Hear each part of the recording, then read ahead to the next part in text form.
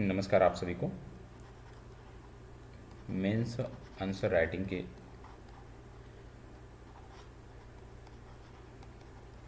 इस सेशन में स्वागत करता हूं आप सभी का। आप जानते हैं कि प्रत्येक दिन का मतलब यहाँ पे है मंडे टू फ्राइडे आपका उत्तर लेखन का सेशन होता है 8 बजे। आपका रात्रि 8 बजे ये सेशन होता है मंडे टू फ्राइडे, और लगातार मार्च माह से ये सेशन आपका नियमित चल रहा है। लेकिन आज यदि मैं उपस्थित हुआ हूँ आपके बीच तो कुछ चर्चा के लिए उपस्थित हुआ हूँ, क्योंकि लगातार मैं देख रहा हूँ कि बहुत कम लोग हैं जो लगातार उत्तर लेखन कर रहे हैं।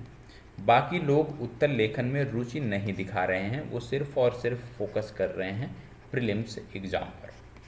तो आज ये हम कहीं ना कहीं हमारे लिए चिंता का विषय है, क्योंकि कई सारे छात्र हमारे ऐसे रहे हैं, चाहे वो 68 में रहे हों, चाहे वो 69th में रहे हों, जिनको समस्याओं का सामना करना पड़ा। जो अपनी मुख्य परीक्षा जब उन्होंने दिया तो उनके प्रश्न छूट गए। ठीक है, प्रश्न छूट गए, और प्रश्न छूटने के कारण वो बाहर हो गए, और आज वो उस कमी को दूर करने का प्रयास कर रहे हैं। आज वो समझ रहे हैं कि इसका कितना महत्व है। तो सबसे पहले मैं कुछ चीज़ें आप सबके सामने यहाँ पे रखना चाहता हूँ, उसके बाद हम इस मुद्दे पे बात करेंगे। आप जानते हैं नेक्स्ट जो बीपीएससी एग्ज़ाम है, ये आपका दिसंबर माह में, यदि हम बात करें मेंस का, तो दिसंबर माह में होना प्रस्तावित है। ठीक है, और इसमें लगभग 8 से 9 महीने का समय आपके पास यहाँ पर है। आप जानते होंगे, इसके लिए हमने कई वीडियो बनाया है कि जो हमारा पैटर्न है उसमें सबसे पहले आप जानते हैं कि सामान्य हिंदी होता है। ठीक है, सामान्य हिंदी होता है, 100 अंक का होता है। ठीक है, क्वालिफाइंग नेचर का होता है। ठीक है, मेधा निर्धारण में इसकी जो गणना है अंकों की नहीं की जाती। उसके बाद दूसरे स्थान पे आता है हमारा सामान्य अध्ययन, और सामान्य अध्ययन के दो पेपर आपको देखने को मिलते हैं, पेपर 01 और दूसरा आपको देखने को मिलता है पेपर 02। दो प्रश्न पत्र आपको देखने को मिलते हैं। वहीं इसके आगे यदि हम बात करें तो आपको निबंध भी देखने को मिलता है। निबंध भी 300 अंकों का होता है, इसके लिए भी आपको 3 घंटे का समय दिया जाता है। और इसके बाद बात आती है ऐच्छिक विषय की। ठीक है, ऐच्छिक विषय की।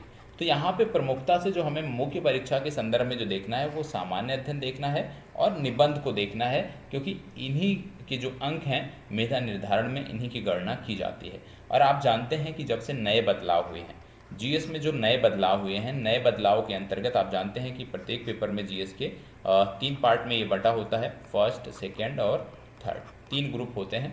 और अब क्या कर दिया गया है कि प्रत्येक पार्ट का जो पहला प्रश्न होगा ये कंपलसरी होगा, मतलब इसको आप कह सकते हो, इसके लिए कोई अथवा वाला यहाँ पे विकल्प नहीं है। और ये 5 भागों में बटा होगा, और ये छोटे छोटे प्रश्न होंगे, 8 अंक और 7 अंक के प्रश्न होंगे प्रत्येक सेशन का पहला, ये जो किया गया है।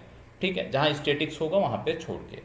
तो कहीं ना कहीं जो पेपर हमारा है वो अब कर दिया गया है लेंदी। अब पेपर जो है वो टाइम टेकन है, समय लगता है उसमें। ठीक है, समय लगता है उसको डिकोड करने में, लिखने में समय लगता है। और सच्चाई यही है कि यदि आप पहले दिन से उत्तर लेखन नहीं करते हो तो अपने पेपर को आप 100% अटेम्प्ट ही नहीं कर पाओगे। और यदि आप पेपर को 100% अटेम्प्ट नहीं कर पाओगे, यदि आप पेपर को 100% अटेम्प्ट नहीं कर पाओगे तो निश्चित तौर पे आपको समस्या देखने को मिलेगी।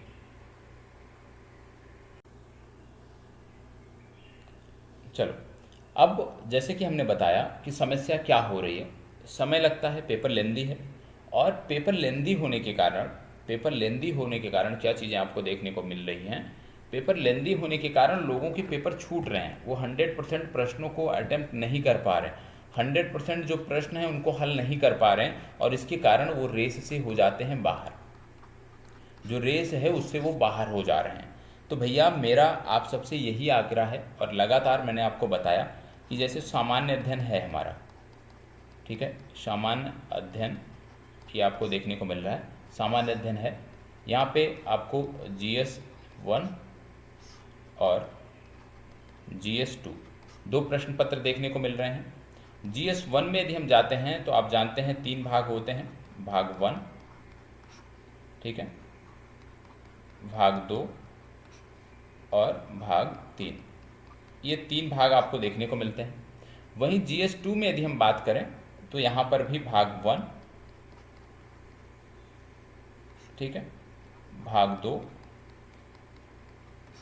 और भाग 3, ये 3 चीज़ें आपको देखने को मिलती हैं। अब यहाँ पे जब आप देखते हो भाग 1 में, तो भाग 1 में क्या चीज़ें आपको देखने को मिल रही हैं? यहाँ पे इतिहास, और आपको क्या देखने को मिलता है? इतिहास में भी क्या देखने को मिलता है?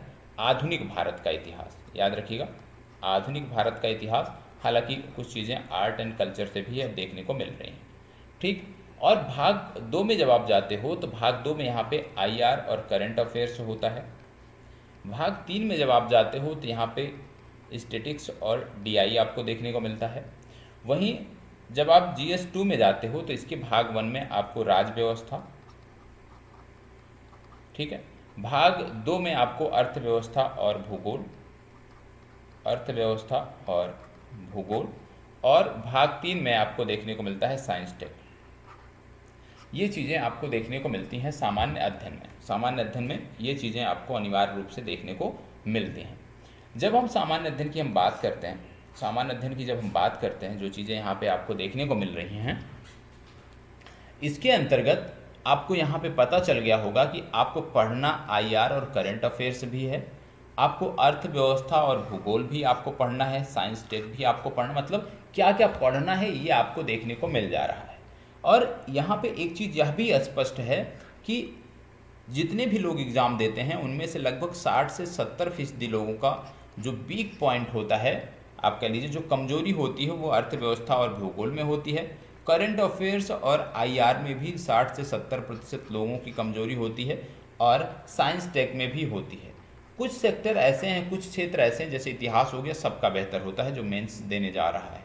राज्य व्यवस्था सबका अच्छा होता है जो मेंस देने जा रहा है। हाँ, स्टैटिक्स में भी कुछ लोगों को समस्या होती है, लेकिन यहाँ पर भी ज़्यादातर लोग बेहतर स्थिति में होते हैं। तो हमें क्या करना चाहिए कि जो सब्जेक्ट ऐसे हैं जहाँ पे लोग अच्छा नहीं कर पा रहे हैं, जो भीड़ है वो अच्छा नहीं कर पा रही है, तो वहाँ पे हमें अपना ज़्यादा फोकस देना चाहिए। और इसी को लेकर के जो मैं उत्तर लेखन का सेशन प्रारंभ किया हूँ, वहाँ आप देख रहे होंगे कि साइंस टेक से जुड़े हुए मुद्दे मैं हल करा रहा हूँ। जैसे आपने देखा था, अभी तक आपने क्या देखा था, विद्युत भारत में आपने देखा था, नवीकरणीय ऊर्जा से जुड़ा हुआ मुद्दा आपने देखा, फिर बौद्धिक संपदा अधिकार से जुड़ा हुआ मुद्दा आपने देखा, फिर आपने लाइफ आई से जुड़ा हुआ मुद्दा देखा। तो हम साइंस टेक के एक एक पॉइंट, जो भी पॉइंट हैं उसको हम कवर कर रहे हैं लगातार अपने उत्तर लेखन में, और उसके बाद फिर हम अर्थव्यवस्था और भूगोल वाले सेक्शन पे आएंगे, और बीच बीच में आईआर और करंट अफेयर्स को भी देखते हुए आगे बढ़ेंगे। तो सिर्फ इतना आप सभी से निवेदन है कि आप सभी अपना समय दीजिए। कहाँ पे अपना समय दीजिए? ये जो रात्रि 8 बजे का सेशन है ना, रात्रि 8 बजे का ये जो सेशन है ना, इसमें आप सब अपना समय दीजिए। इसमें सहभागिता आप सबकी होनी चाहिए। यदि यहाँ पर सहभागिता नहीं है तो चीज़ें बेहतर नहीं होंगी, तो चीज़ें बेहतर नहीं होंगी। तो सहभागिता यहाँ पे अनिवार्य रूप से होनी चाहिए। 8 PM पर आपकी सहभागिता अनिवार्य रूप से होनी चाहिए, ठीक है। और यदि यहाँ पे आप मेंस आंसर राइटिंग करते हो, उत्तर लेखन करते हो, तो आपको याद रखना है कि यदि आप अभी से जुड़कर उत्तर लेखन करते हो तो 100% जो आपकी चीज़ें हैं वो आपके पक्ष में होंगी। परीक्षा में जब आप मुख्य परीक्षा में बैठोगे तो आप याद करोगे कि हाँ, सर ने क्या बोला था, कि किस प्रकार से आपने प्रश्न को अटेम्प्ट किया, और सारी चीज़ें आपकी व्यवस्थित हैं। तो भैया मेरा मानना है, बहुत सारे लोग आपको बोलते हैं कि आंसर राइटिंग अभी मत करिए, बाद में करिएगा, अभी तो आपने कुछ पढ़ा ही नहीं है। लेकिन यदि आपने मेरी वीडियो देखी होगी जिसमें मैंने बताया कि मेंस आंसर राइटिंग की शुरुआत कैसे करें, प्रारंभ कैसे करें, उसको हमने 3 चरणों में बांट के देखा था। तो अभी हम प्रारंभिक चरण में चल रहे हैं, और प्रारंभिक चरण में जरूरी नहीं है कि जिन मुद्दों पर हम लिख रहे हैं वो हमारे पढ़े हुए होने चाहिए, ठीक है। तो 3 चरण हैं, प्रारंभिक चरण में हम यात्रा कर रहे हैं। तो आप में से भी जो जुड़ना चाहते हैं, अभी भी कुछ नहीं बिगड़ा है, 0 से हमारी शुरुआत हुई है। आप रेगुलर जुड़िए हमारे साथ, निश्चित रूप से आप कहेंगे कि इसका बेहतर आउटपुट आपको देखने को मिलेगा। एक चीज़ मैं यहाँ पे और स्पष्ट कर देना चाहता हूँ कि मेंस आंसर राइटिंग यदि आप कहीं से कर रहे हो, आप वहाँ से करिए, जहाँ से आपको बेहतर लगे वहाँ से करिए। और एक चीज़ और ध्यान रखिएगा कि बार बार परीक्षा के दिनों में बार बार जैसे कहीं से आप पढ़ रहे हो तो बार बार चेंज नहीं करना है, चैनल नहीं बदलना है। जहाँ से आप एक बार पढ़ रहे हो, जहाँ से समझ में आ रहा है, वहीं से पढ़ते हुए आप आगे बढ़ो। यदि आप महीने में 10 चैनल ही चेंज करते हो, 10 संस्थान ही चेंज करते हो, तो इससे आपकी चीज़ें बेहतर नहीं होने वाली हैं। ठीक है। तो एक चैनल जो आपका विश्वसनीय है, जहाँ पे आपको देखने को मिल रहा है 100% चीज़ें, वहीं से जुड़कर अपनी चीज़ों को बेहतर बनाएं। और एक चीज़ और याद रखना है कि जब मेंस आंसर राइटिंग की आप बात करते हैं तो मेंस आंसर राइटिंग को लेकर के बेहतर काम करिए और वहाँ से आंसर राइटिंग करिए जहाँ पे आपको बीपीएससी को लेकर उत्तर लेखन देखने को मिल रहा हो। जहाँ पे बीपीएससी के टॉपिक पे उत्तर लेखन देखने को मिल रहा है वहाँ पे काम करिए। यदि कोई यूपी पीसीएस की करा रहा है, कोई झारखंड पीसीएस की करा रहा है, कोई सीजी की करा रहा है या कोई यूपीएससी की करा रहा है, वहाँ पे आपको बेनिफिट नहीं होगा, क्योंकि इन सभी परीक्षाओं में अलग अलग सब्जेक्ट का वेटेज अलग अलग है। यदि आप यहाँ से उत्तर लेखन करोगे तो इनके वेटेज के हिसाब से सब्जेक्ट जो है वो चुने जाएंगे और उनका उत्तर लेखन होगा। लेकिन यदि कहीं पे बीपीएससी का चल रहा है उत्तर लेखन, उसको आप करते हो तो इससे आपको ज़्यादा बेनिफिट मिलेगा। तो इस चीज़ पर भी आपको गौर करने की आवश्यकता है। और आप से लास्ट में एक बार फिर से निवेदन कर रहा हूं कि कल से नियमित का मतलब सोमवार से शुक्रवार में ये सेशन होता है। सोमवार से शुक्रवार में आप अपना समय यहाँ पे दीजिए और अपने समय को यहाँ पे जब आप देते हैं तो इससे आपको बहुत फ़ायदा होने वाला है। ठीक है, बहुत फ़ायदा होने वाला है। अब क्योंकि कल मैंने कोई प्रश्न नहीं दिया था, इसलिए क्योंकि मुझे देखना था कि कितने लोग आप में से जो है वो शेयर करते हैं, कितने लोग शेयर करते हैं, इसी को लेकर के मैंने प्रश्न नहीं दिया था कि शायद मुझे एक सेशन इस मुद्दे पर भी लेना पड़े कि किस तरह से आप उत्तर लेखन करेंगे, कैसे आप उत्तर लेखन को अपने बेहतर बनाएंगे, या जो संकोच कर रहे हैं उनको पहले हम कैसे इससे जोड़ पाएंगे। ठीक है, आज का जो टॉपिक है, आज का जो प्रश्न है जिस पर आपको उत्तर लेखन करना है, कंटेंट खोज के उत्तर लेखन करना है, और कल मैं इन्हीं की चुनौतियों को बताऊंगा, इनकी कमियों को बताऊंगा। ठीक है, प्रश्न आपका क्या है? डार्क नेट क्या है? डार्क नेट क्या है? विज्ञान और प्रौद्योगिकी में हम चल रहे हैं, तो विज्ञान और प्रौद्योगिकी से जुड़ा हुआ जो प्रश्न है वो यहाँ पे आपको देखने को मिल रहा है। डार्क नेट क्या है? डार्क नेट के उपयोग बताते हुए, डार्क नेट के उपयोग बताते हुए, डार्क नेट के उपयोग बताते हुए भारत द्वारा, डार्क नेट क्या है? डार्क नेट के उपयोग बताते हुए इस दिशा में और बेहतर करने के लिए भारत सरकार द्वारा